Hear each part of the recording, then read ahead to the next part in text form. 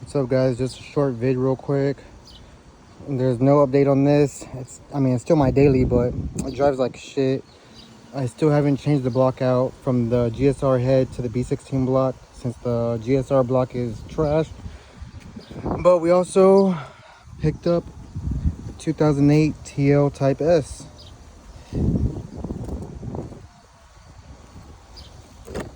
122,000 miles.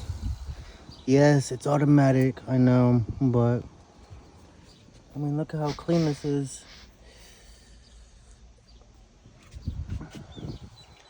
This is even as bad as they usually get, so I need to get some seat covers ASAP. But I mean, overall, the car has like 123,000 miles, so it's not bad. It might be my new daily.